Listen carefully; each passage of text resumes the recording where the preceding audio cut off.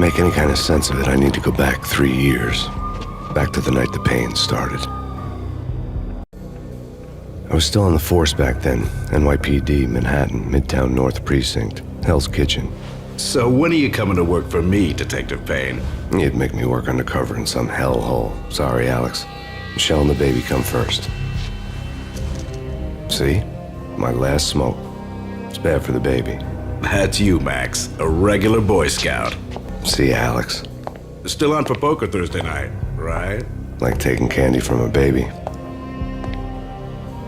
Life was good. The sun setting on a sweet summer's day. The smell of freshly mowed lawns. The sounds of children playing. A house across the river on the Jersey side. Beautiful wife and a baby girl. The American dream come true. Honey, I'm home. But dreams have a nasty habit of going bad when you're not looking.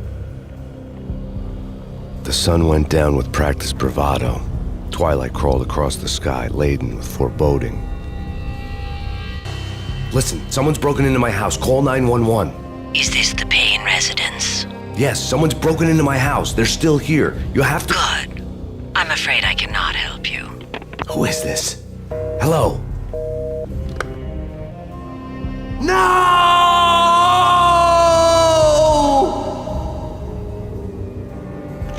That was 3 years ago. Everything ripped apart in a New York minute. The killer junkies had been high on a previously unknown designer drug, Valkyr, V. After the funeral, I told Alex I'd be transferring to A. It took us 3 long years to get a break in the Valkyr case. Then, finally, 2 months ago, a dime dropper tipped us off that Jack Lupino, a mob boss in the Punchinello Crime Family, was trafficking. I went undercover, infiltrated the worst mafia family in New York. I came in from the cold and the dark. Outside the city was a cruel monster. I've been swinging my way from the small time to the big fish, trying to get to the source of the drug. Alex and BB were my only contacts in the DEA, the only ones in this decrepit city who knew I was down here. BB here. Something urgent has come up with Jack Lupino. You need to meet with Alex immediately at the Roscoe Street Station. I had a face-to-face with Alex since I'd gone undercover. Outside, the mercury was falling fast. It was colder than the devil's heart. Raining ice pit of the heavens were ready to fall. Everyone was running for shelter like there was no tomorrow. It didn't get any better when I got to the subway. The feeling hit me like a point-blank shot straight in the face. Something was not right about this. The rusty door led to an abandoned part of the station, closed off since the early 40s. Something big was going down at Roscoe Street. Maybe that's why Alex had wanted to meet me here. Maybe not. We come to you now live from the crime scene. Who is this? Right back at you. This is Deputy Chief Jim Bravura from the NYPD. You are to cease your criminal activities and surrender immediately. Sure thing, Jim. Me and the boys have been talking and everyone's real sorry. They'll never do it again. Who the hell is this? Being placed at the scene of a bank robbery wouldn't have tipped the odds in my favor. The bank robbers have been after Acer Corporation bonds. The Acer success story had recently been on every channel and on the cover of every magazine. Alex had kept me relatively sane for the past 3 years. Now I didn't know how I felt.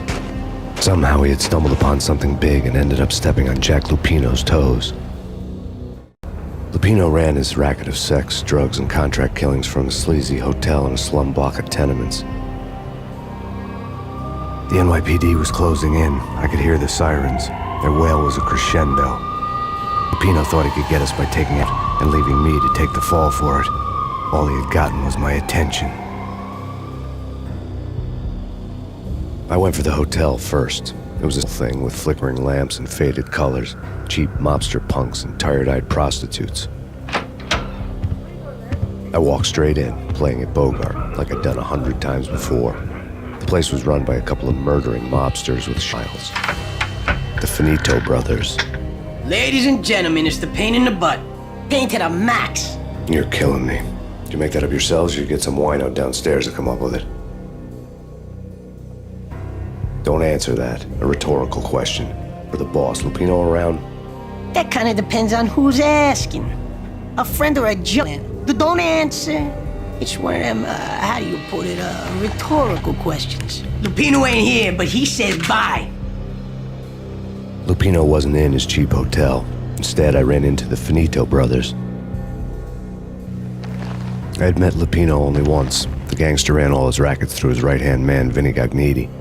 Gagniti was a high-strung whiner on the verge of breaking apart, like an overamped Energizer bunny. He had the brains to run the business, but he lacked the balls, always falling short, taking his frustration out on underage addicts and call girls. The V deal goes down at your hotel. Jack's exact words, quote, "Vinny, you're in charge of this one," unquote. Rico Muerte's coming to see it through. Anything goes wrong and everybody's gonna get dead, goes through. Treat this guy real good. Anything he wants, you give him. Don't screw this up or you're finito, finitos.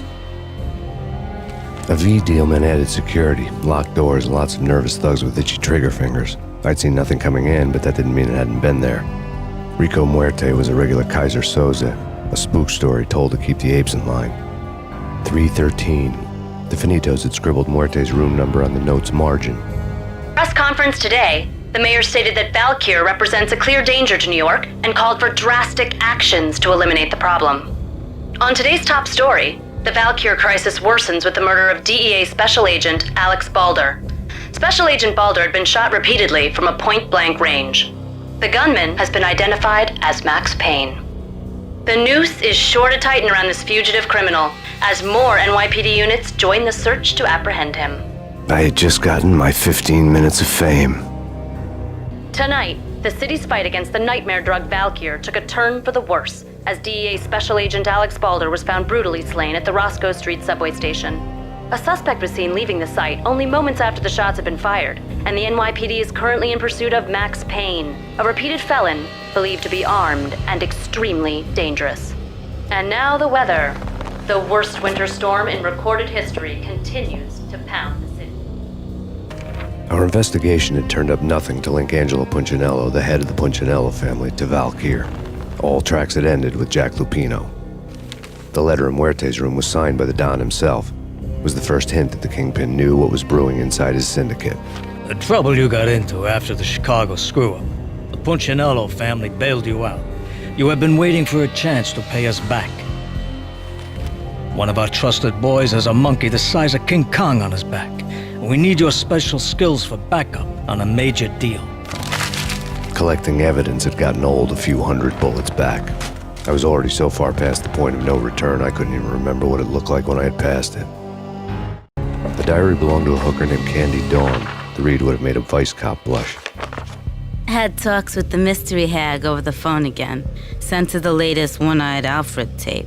As long as the hag keeps paying for the tapes, the old man could come every day for all I care.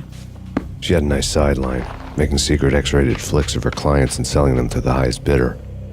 It would get her killed if her V-fix for the day didn't do it first.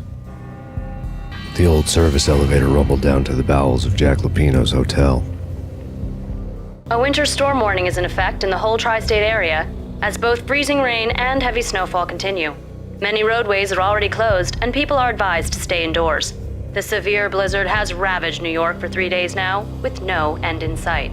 We'd been snowed from the start in the Valkyr case. The forecast said there was plenty more where that had come from. But the snowbound city was on my side. Less chance of innocent bystanders getting caught in the crossfire. A dead man tied to a chair lay on the boiler room floor. Captain Baseball Bat Boy has an unbeatable track record in superhero death matches. But a 6-pack of root beer gets me every time. The murder weapon was a baseball bat, now lying in a pool of drying blood next to a newspaper folded open on a Captain Baseball Bat Boy comic strip.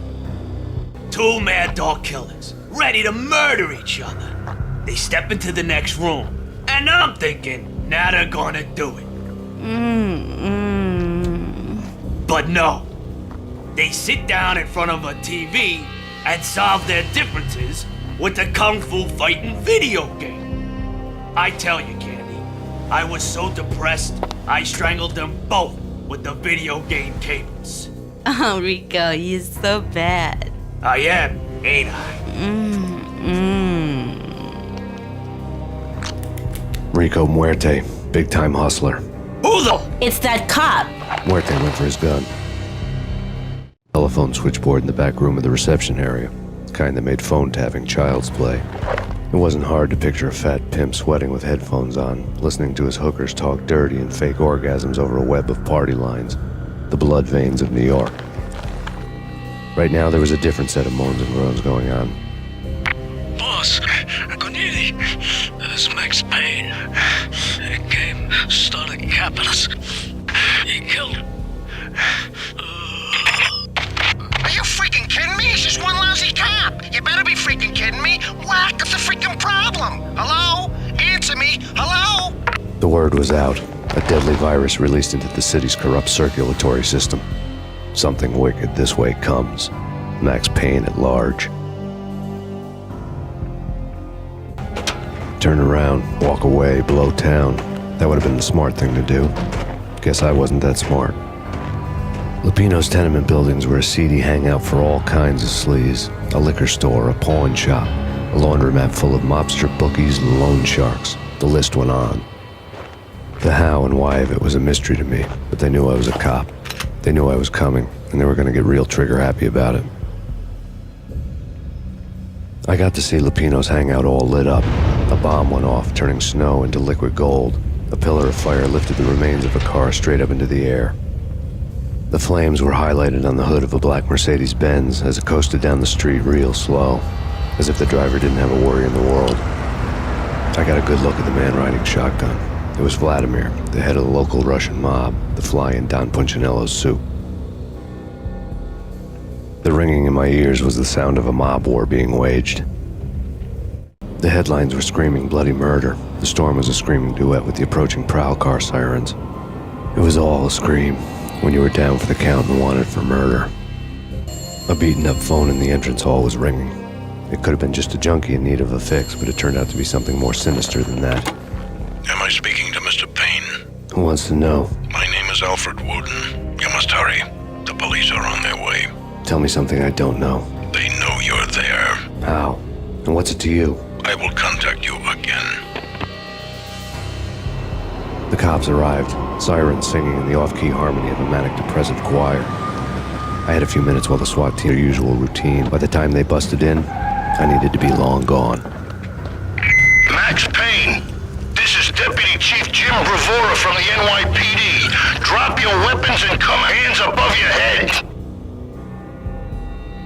It all made sense. The bombs, the Russian mob boss making an appearance in person. Gognitti was his usual self, all talk and no walk. After our hit, the Russian has only a couple of guns left, and they can be bought. There's no freaking way he has the guts to try anything after that. As it turned out, the Russian had plenty of guts. One thing you could count on, you push a man too far and sooner or later he'd start pushing back. The bombs had destroyed all the stairs up to Lupino's office. New York City is in crisis tonight, with reports of Valkyr-related gang war in the streets of the Bronx. Apparently, Max Payne, wanted for questioning in connection with the slaying of a DEA special agent earlier tonight, is waging a one-man war against his former partners in crime. Among the list of casualties so far are notorious mafia members Joey and Virgilio Finito, as well as Rico Muerte, himself a fugitive from the law, and a suspect for several murders in the Chicago area. The NYPD has been placed on full alert. A citywide APB has been put out on Max Payne. Deputy Chief Jim Bravura has promised to take whatever steps necessary to bring him to justice. What those steps may be remains to be seen. For NYCNN TV News, this is Kira Silver. Vinny Gognitti, just the man I've been killing to see. Payne? Freaking Fed! I knew from day one there was something screwy about you. What do you think you're doing? You're a freaking cop. You ain't got squad on us. You can't just come in here waving your piece like it meant something.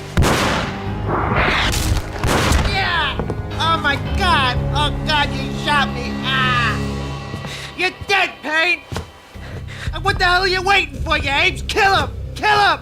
With pleasure! Gognitti bailed. I made like Chow Yun Fat. The letter was addressed to Don Punchinello, but Vinny had never had the nerve to finish it. Jack's gone voodoo. Just the other night, he shot Dino because he wanted to see what his brains looked like splattered on the wall. He's a freaking mad dog. We're running out of men and business fast. Gognitti had been living in mortal fear of his boss. Jack Lupino was a psycho. This was my second train ride of the night. The way it started didn't promise anything better than the last one. Freezing wind tearing at my face like sandpaper and razors, ice hard and slick under my hands and feet. And somewhere in the background, the wail of sirens, the city howling after me. New York sped by in fast forward. Dark rooftop water towers and a dead forest of antennas and chimneys, all. Max Payne has nowhere left to go. We are very close to capturing him. You'll get a full statement then. Right now, I've got better things to do, ma'am. That was Deputy Chief Jim Rivera from the NYPD with no further comment at this time. Apart from his suspicious food habits, I figured Bravura to be one of the good guys. Fate had just dropped us on different sides in this.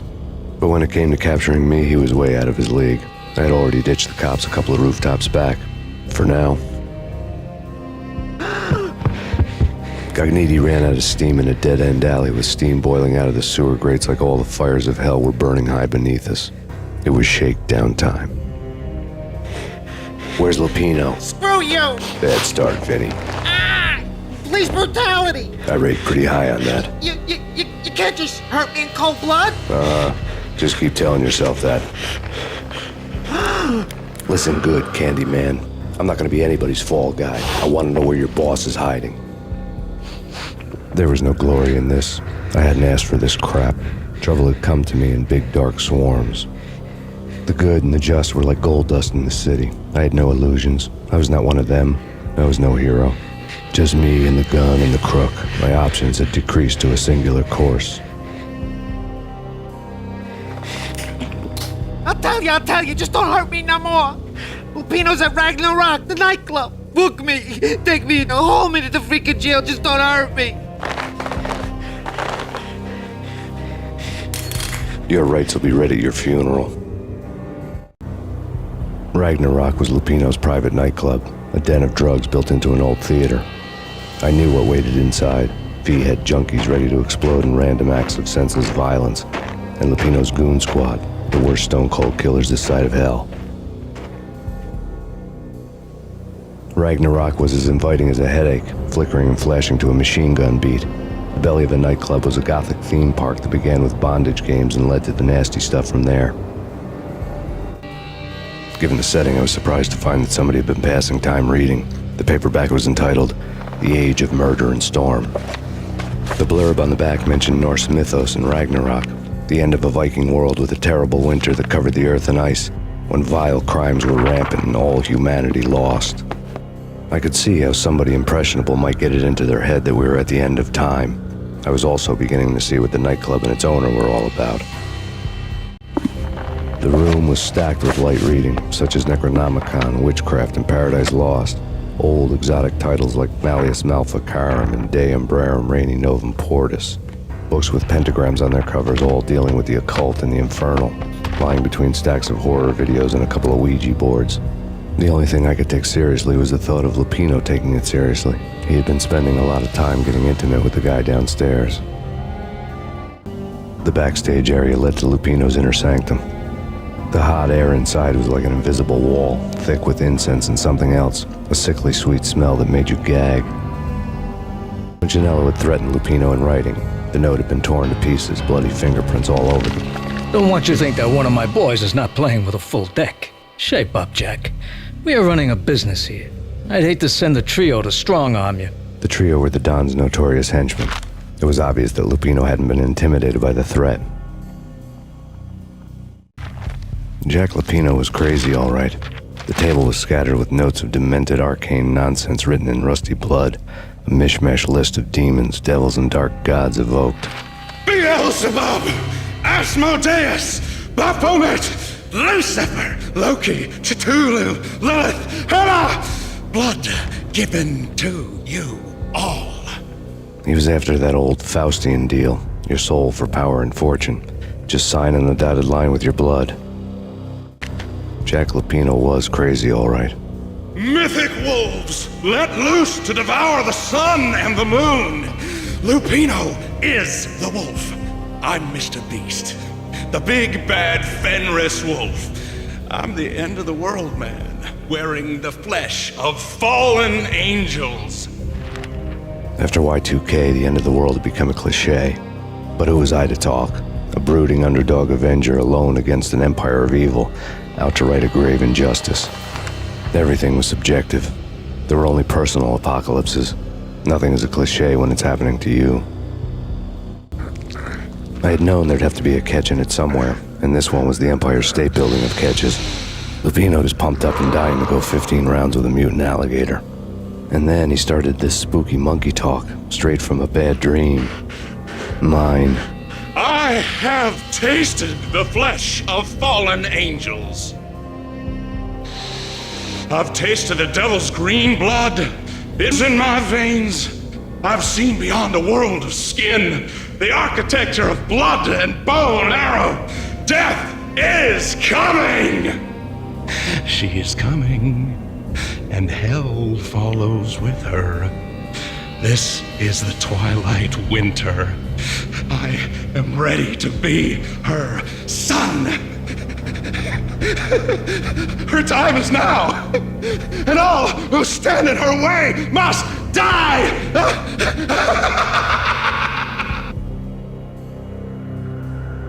When Lupino finally went down, I wanted to make real sure he'd stay that way.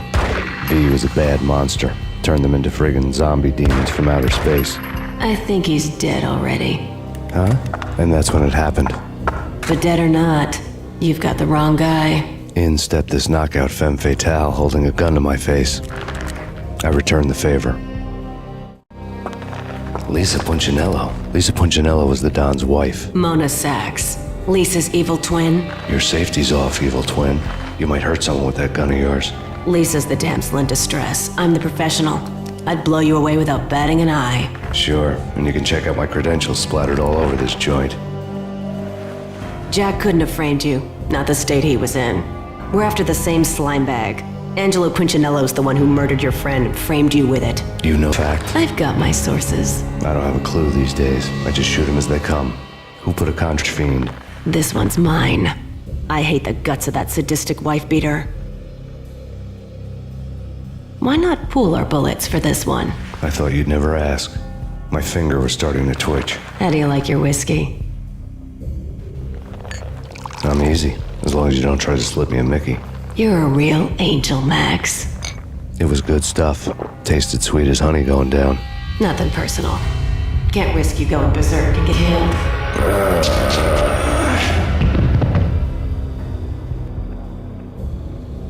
The nightmare was always the same. Violent shapes moving in darkness, old and ugly. The killer's mad laughter was a riddle filled with wicked innuendo. The Payne family. Happiness captured in a Polaroid moment. I had thought it would last forever, till death do us part. I didn't want to think about it. As long as I didn't, it could never happen. But I had broken my own rule. The thought had already slipped in. Fear was rusty needles poking at my brain. Cold and scaly, it slithered down my chest. Alex and I had a few moments of glory between us. Crime-fighting comrades, the best in NYPD DEA collaborative team. Good-hearted macho bullshit like that. I would have given anything to have him here as my backup. No such luck. No luck at all. Michelle was working part-time in the district attorney's office. Her diary was open on today's entry, her handwriting all pretty curves. An army dossier found its way to my desk yesterday. Valhalla? Isn't that a Norse myth? Something about Vikings? I tried to tell Max about it, but he was busy, that cute frown on his brow. Guess it's nothing, just a mix-up at the courier service. From now on, I would always find time for her. It was a hollow promise. Too little, too late. I woke up in a bad dream. My head felt 2 sizes too small for my brain. Max Payne. I envy your name. And the killer was smiling. Pleased to meet you. I'm Frankie the Bat Niagara. Niagara, as in you cry a lot? He had a baseball bat and I was tied to a chair. Pissing him off was the smart thing to do.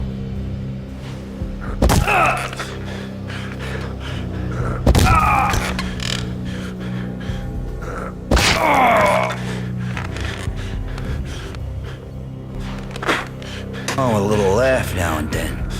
Take me, for example. I love to watch cartoons. cartoon violence is a fascinating thing.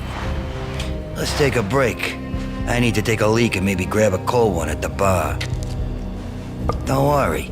I'll be back to finish this off. And then, it's checkout time. You play, you pay, you bastard.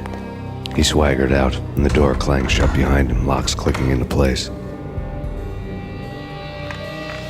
Everyone makes mistakes. Mine hadn't been to crack jokes about the goon with the bat. He'd have cracked my skull regardless. It hadn't even been to trust a girl with a gun.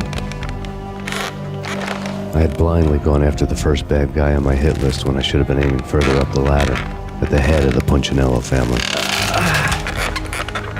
I couldn't bring myself to be pissed at Mona. Guess I had a soft spot for her pretty face.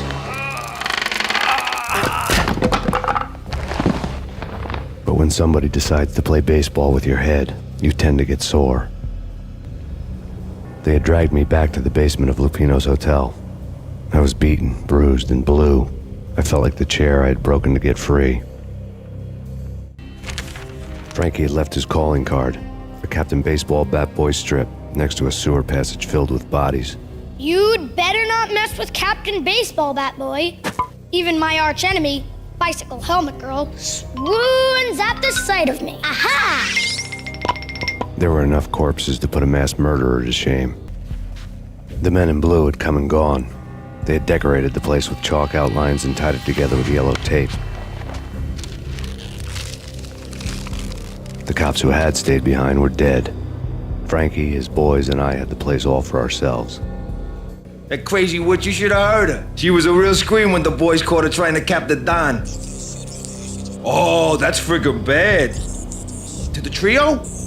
That's even worse than what Frankie's doing to that poor bastard downstairs. She's gonna take a long time to die. The mobster muscle on the phone was talking about Mona. Punchinello's trio were nothing but bad news. The fact remains that all the victims so far identified in the Ragnarok shooting have been known criminals, many of whom had large doses of V in their blood. Reliable sources say that Max Payne was also among those killed, although no body has been recovered at this time. Reliable sources. That meant somebody thought the Mafia had me, didn't want the cops snooping around anymore. The body would be delivered to them barely recognizable. Case closed. Don Punchinello had the power to be that reliable source, which was no news. But his news was old news. Framing me hadn't been enough. Don Punchinello had put a hit on me. He wanted me dead, and it had been important enough for him to give written instructions to Frankie about it. Max Payne should die like a dog for the trouble he's caused. Frankie, I know I can trust you to give this matter the dedication it needs. The hotel bar was fast developing quite a history. True to his words, Frankie was there, having a beer.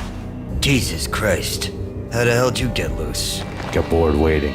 Thought, what the hell, we could just as well finish this here. Thank you. You've been a lovely audience. Had enough? I don't play with girls anyway. Unfair! I spotted the tail as soon as I left the hotel. A big black Mercedes.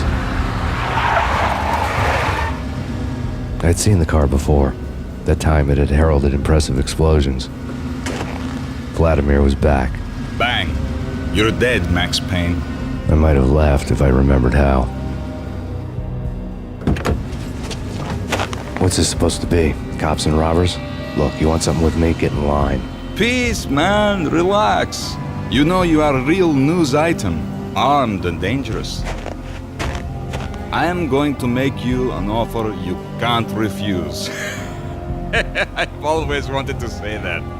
It's a bum rap. I've been framed. That's a moot point.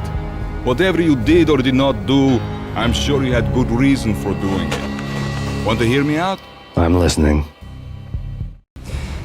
Punchinello messing with V is bad for business all around.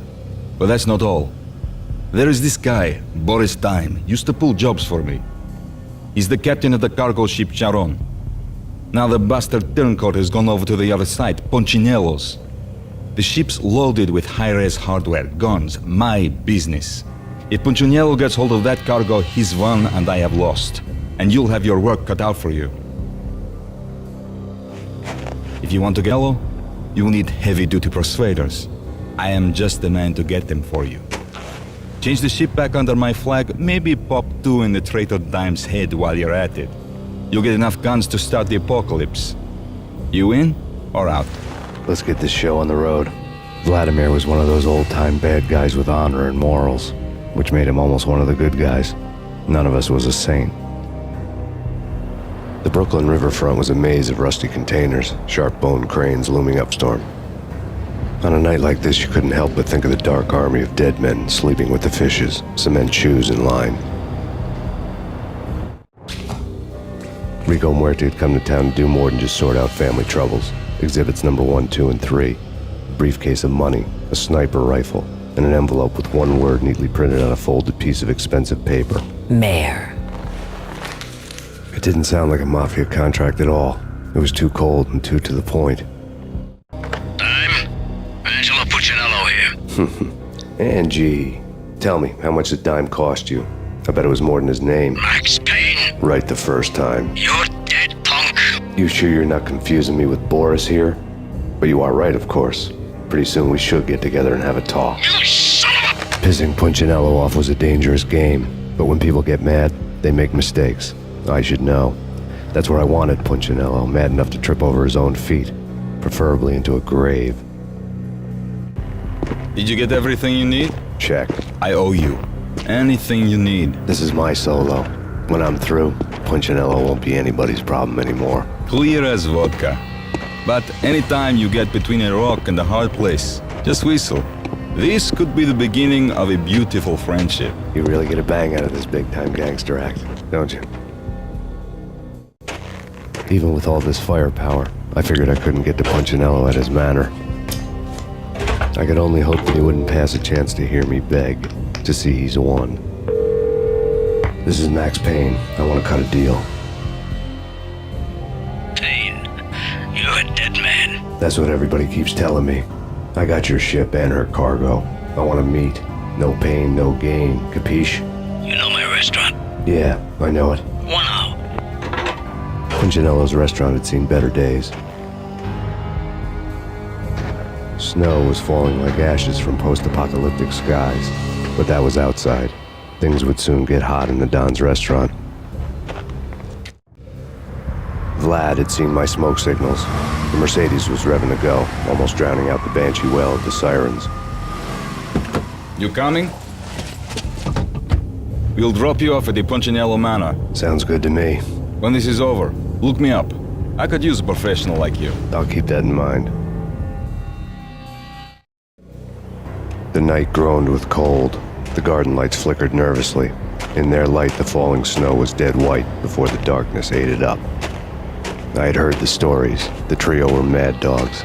They'd have hung the heads of their enemies over the manor gates if the capo had only let them. Punchinello wanted pain. He'd see the pain.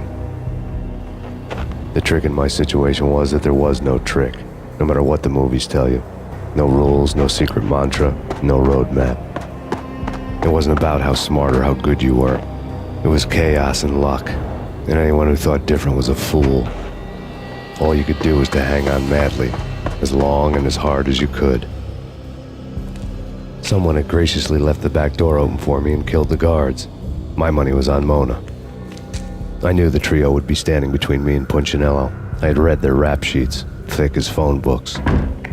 No one would be walking out of here alive. The numbing cold of the broken night had followed me in. Someone hadn't enjoyed the Don's hospitality. Someone with a flair for the dramatic. Someone who had let herself out of a locked cell and past a couple of armed guards. My thoughts were on Mona again. I could only hope she was a good enough gambler to walk away while she was still winning, before she'd run into the trio. The word on Lisa Punchinello was that she was a bit of a witch. The tarot cards on the kitchen table fit the picture. They weren't my kind of cards, but I was willing to take a crack at the hand Mrs. Punchinello had dealt. The first card was the tower. Maybe that was supposed to be the manor. It got easy after that. The devil was the master of the house, and death was me, coming for him. You're a real angel, Max. I couldn't tell whether it was Mona or her sister. The body was a mess. The sick bastard had really gotten a kick out of it. Seeing her lying there got me thinking about another woman's body on another bed. Got me thinking about a fallen cradle. Max Payne. Talk to me. Alfred Woden. You've got company. An armed helicopter just landed on the manor grounds. You must hurry. The more the merrier. Outside my door. Hurry. It's coming for me. You gotta hurry. Please. I could hear Punchinello on the phone begging for help. He should have been saying his goodbyes. Punchinello was a pushover. The moment I stepped into the room, he folded like a deuce before a royal flush. No, wait. I was just doing what I was told. I couldn't refuse. She's someone high up. Government, maybe. I don't know. He was trying to buy more sand for his hourglass. I wasn't selling any. I could tell when I was outgunned. It was time to take another beating. The mystery witch was a real barracuda. Trouble on dagger heels, a smoking assault rifle in her hand, and an army of killer suits behind her. How sweet. I get to kill two birds with one stone. Sooner or later, it was going to catch up with you. Mr. Payne, it's time to show you the benefits of my brew. Be a good boy now. You'd find that Lady Luck was really a hooker. You were fresh out of cash. Gentlemen, we're done here. Take me to Cold Steel. She had just given me an OD of Valkyr. I could feel green fire eating my brains. They turned to steam. They did a fade on me. I'd never had a chance. The witch had got me just as sure as if she put a gun to my head and pulled the trigger. The shadows rushed me. Bruised mugshot faces hungry for revenge. They knew my wound closed in for the kill. The floor turned into a vortex of green blood. I fell. There was something disturbingly familiar about the letter before me. The handwriting was all pretty curves. You're in a graphic novel. The truth split my skull open, a glaring green light washing the lies away. All of my past was just fragmented still shots, words hanging in the air like balloons. I was in a graphic novel. Funny as hell. It was the most horrible thing I could think of. Bartender is shiny stuff and dreams are made of stooped necromancers. He sings like a banana wrist, having strayed too close to the constellations on their shaved skulls. There was a bad line in a prank call. Someone spouting insane babble. I couldn't make sense of it. But I had an overwhelming sense of deja vu, and the caller's voice sounded oddly familiar. There was something disturbingly familiar about the letter before me. The handwriting was all pretty curves. You're in a computer game, Max. The truth was a burning green crack through my brain, weapon statistics hanging in the air, glimpsed out of the corner of my eye, endless repetition of the act of shooting, time slowing down to show off my moves, the paranoid feel of someone controlling my every step. I was in a computer game. Funny as hell, it was the most horrible thing I could think of. Don't lose it. It's Valkyr. The drug. Snap out of it. Try to remember. It was a bad line in a prank call, someone spouting insane babble. I couldn't make sense of it. But I had an overwhelming sense of deja vu, and the caller's voice sounded oddly familiar. Max, something happened at the office today. A strange memo. Something about Vikings. Honey, I gotta run. You can tell me all about it this evening. Have a nice day, darling. The bullet holes were rubies on her chest, blood glowing on her ivory skin. She was so beautiful. The killer was smiling. The flesh of fallen angels. Slowly, the green nightmare faded, leaving dark stains on my soul that would never come off. I felt like flatlining. I was all shook up. I woke up in a cold sweat, sick and tired to the bone, lying in a puddle of my own puke. The hag had said take me to Cold Steel before it had all gone crazy. It was a clue, the only one I had. It took me forever to crawl back to my feet and hit the road, but when I did, I drove straight to Cold Steel Foundry outside the city. There was a whole lot of action around the place for a freezing winter night. Trucks coming and going, men running. I had the drop on the mystery witch. She thought I was dead. I was on her blind side. I was going in. The bad trip had put me in a crazy mood, adrenaline pumping through my aching veins. Staggering on the mill roof in a snow and wild wind, I was a ninja. My kung fu was strong. I wasn't kidding anybody. At best, I was Superman on kryptonite about to fall through a skylight, down to where it was all going down. A half-abandoned industrial area in the middle of nowhere. The factory was a perfect front for any number of illegal activities. Life-threatening weather conditions. A record-breaking killer storm. In the city's history. Vehicles stuck in snow. Heavy snowfall. Forecast shows. Severe weather is expected to continue. Out in the night, snow fell like confetti over the Devil's Parade. The storm was anything but over. Perimeter breached. The facility has been compromised. Repeat, the Deep Six has been compromised. Initiate Operation Deadeyes. The walkie-talkie military lingo could mean only one thing. They were getting ready to destroy the evidence and vanish into the night. I was so close. The hidden truths were just around the corner. The mercenaries were running a tight operation, paperwork and all. Merchandise missing again. A chemist had tried to smuggle it out for his own private party. Locked him up in cell B7 in D6's old test facility to wait for proper processing. I was close enough to hear the secrets, just beyond the next doorway. I had taken on the role of the mythic detective, Bogart as Marlowe, or as Sam Spade going after the Maltese Falcon to unravel all the mysteries, following a path of clues to that final revelation, even if it would take me down to the cold, cavernous depths of a grave.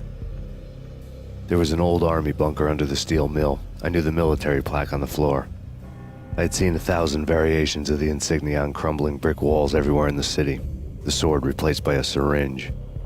Project Valhalla, V for Valkyr, V for Valhalla. All of a sudden it read like a crackpot conspiracy theory. Top secret. Project Valhalla. U.S. Army. Yggdrasil Network. Valhalla, the otherworldly place in Norse mythology where the bravest heroes spent their afterlife feasting and fighting forever, their wounds miraculously healed night after night. Valkyr, the maidens who chose the most courageous Viking warriors and carried them to Valhalla. 1991. The research objective is to create a chemical substance to enhance the stamina and morale of infantry troops. 1995. Results unsatisfactory. Project cancelled. Someone had decided to continue the sick experiment unauthorized. Project compromised. Data leak. Fix the damage by any means necessary. Security clearance red. Authorized by the project lead. Field test. Double the dosage for all the remaining test subjects. Observe and record the subject's behavior in an urban setting. The drop-off point was my old address in New Jersey. The file dated 3 years ago. Just when you thought you had reached the deepest depths of horror, it suddenly got worse. How to turn off that small voice inside your head that started to whisper that you should be glad that now, if not before, your revenge was justifiable on any conceivable moral scale. That small voice proved, beyond any doubt, that I was damned. You piece together a jigsaw and the final picture is you finishing that same puzzle. A mad, green-eyed killer standing behind you. An urban legend come true. The Project Valhalla test subjects had been the mad junkies who had murdered my loved ones. The rest was simple body count math. It all pointed to her. Ms. Valkyr. The factory went up in a fiery inferno behind me. All my leads were dead, turned to smoke and dust. I had lost my way. I hadn't slept in a million years.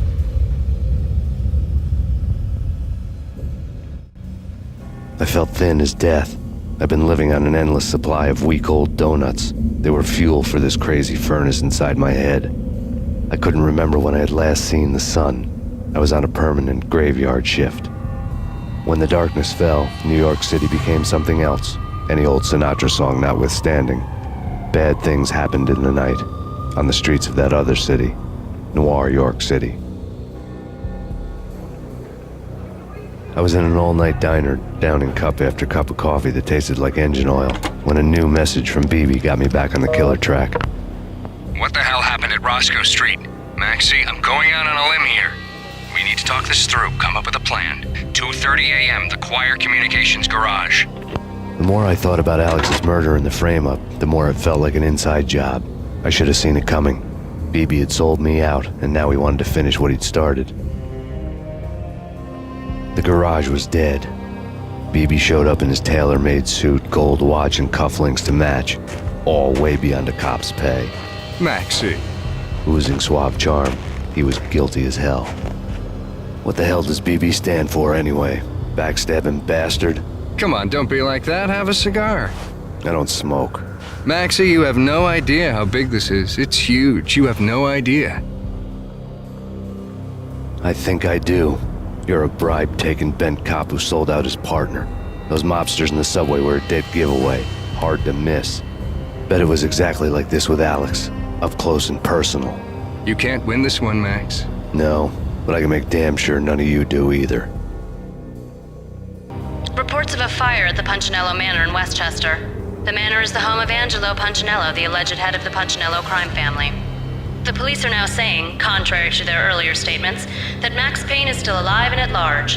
He continues his vendetta against the Mafia, of which this last act of arson is attributed to. I had no recollection of setting any fires, but I did remember the flames. Yeah. Max Payne? Whatever does it for you. This is Alfred Woden. I can give you the name of your enemy. Come to the Asgard building presently. We are expecting you. Woden was waiting for me on the steps of the old building. Mr. Payne, let's go inside. The others are anxious to begin. The others? Despite the general misconception, this building actually predates the City Hall by 2 years, thus being the oldest municipal building still in use here at the foot of the Brooklyn Bridge. No kidding. The old man played tour guide as he led me through a dark, domed hall. The answers I was after loomed large ahead. Listen, I would like to introduce you to my colleagues in what we call the Inner Circle. You've been watching too much X-Files. You have seen the files on Project Valhalla. We can fill the gaps, provide you with the information missing from those files. We were all involved in the early stages of the project during the Gulf War. What's the catch? We would very much like to blow this thing wide open, but our hands are tied. Her name is Nicole Horn. She was the key figure in Project Valhalla. When the funding was discontinued, she simply refused to quit. She knew exactly what in her hand. Nicole Horn is the president of Acer Corporation. She has more than half the city in her pocket. This must be kept under wraps. If you try to go public with this, we will deny any knowledge. We need you to take her out. Afterwards, we can protect you. Make all the charges go away. That was the cue for the killer suits to kick in the doors and swarm in. On screen, the so-called corpse of Alfred Woden stood up, miraculously waking from his dirt nap, looking smug among his dead pals. In the land of the blind, the one-eyed man is king. I didn't know how he'd pulled it off, but it was a pretty slick way to get out of all his promises. Most of what he had said fit too well to be a load of crap. And what is your answer to those saying that he's actually providing a service long overdue to the city? This crusade nonsense has gone too far. He's out of control. It must stop. He will be stopped. That was Deputy Chief Jim Rivera from the New York City Police Department. Nicole Horn had blackmailed the Inner Circle into silence. The tape came with a curt extortion note on a piece of expensive paper. I remembered Candy Dawn taping her clients in action on the side, selling the tapes to the highest bidder. I was sure that kinky sex was nowhere near Alfred Woden's worst sin. But I had a feeling that when this was over, any collateral would come in handy. Seems to stop Acer Corporation's phenomenal victory march. Incredibly, the stocks are still rocketing. Worried experts already see a danger in the company's success.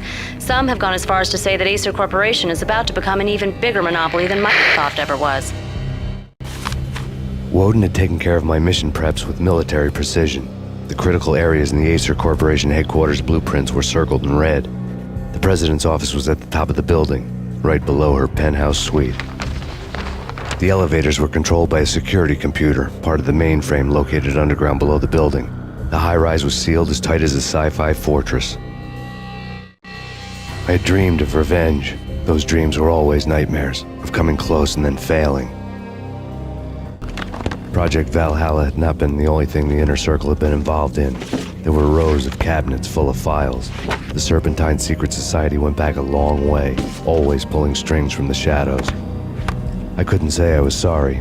Woden's move in some Byzantine power game had cut the Circle's membership roster to 1. The old man wanted me on cleanup duty. It was my mess, too. Mine wasn't the most original approach to the problem. It wasn't as if it hadn't all been done before. An eye for an eye, the first principle of revenge. Old as dirt, still going strong. The cardinal rule in going after someone with an intention to kill was not to make it personal, which it almost always ended up being anyway. It did with me. I took my time, cruising around the city in the snow. There was no hurry. I knew what I had to do now. I took my time, thinking about it, building up the rage. When I was ready, I parked the stolen wheels at the front entrance of the Acer Corporation headquarters. Got out, got in, got cracking. I had a bullet with Nicole Horn's name on it. I had 10,000 bullets with the Hag's name on them. She had ultra-high-tech security systems, enough mercenaries and weaponry to start World War III. There was no fear. New York disappeared behind a veil of snow. I had crossed the threshold. This was her domain, sleek and sexy and soulless, all glass and steel. A place of color-coded security key cards, metal detectors, and surveillance systems.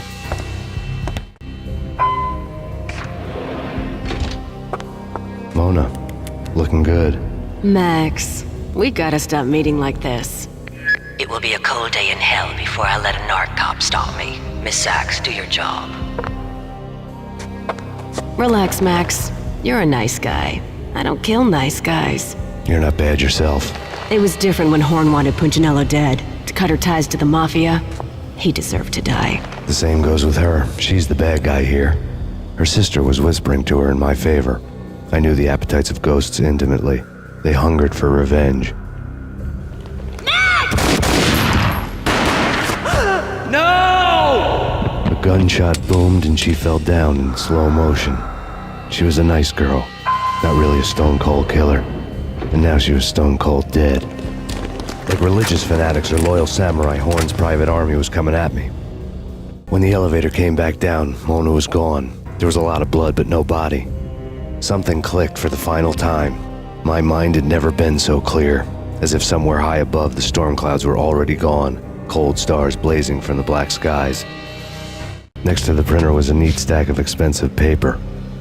Hacking through Horn's computer would have unearthed files of criminal plans, strategies for world domination, spy helicopter reports, illegal wiretap recordings, internet porno, all of the above. Take your pick. I really didn't care anymore. I had seen too much of it already. Valkyr had been meant to be a white-winged maiden that would lift you to a warrior's heaven, but it turned out to be a one-way demon ride to hell. The devil was in the drug. I knew. I had met him.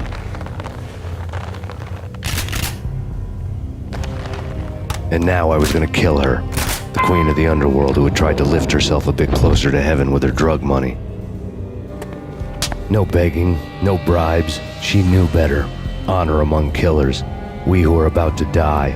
Both of us knew how this would end, in pain and suffering. All this because your wife stuck her nose into things that were none of her business. The cops were coming to take me away. The sirens were like a bad conscience I couldn't shake. It's ridiculous you've made it this far. You won't be alive when they get here. And then it was all over. The storm seemed to lose its frenzy. The ragged clouds gave way to the stars above. Max Payne, this is Deputy Chief Jim Bravura from the NYPD. We've got the building surrounded. Throw down your weapons and lie down with your hands behind your head. A bit closer to heaven.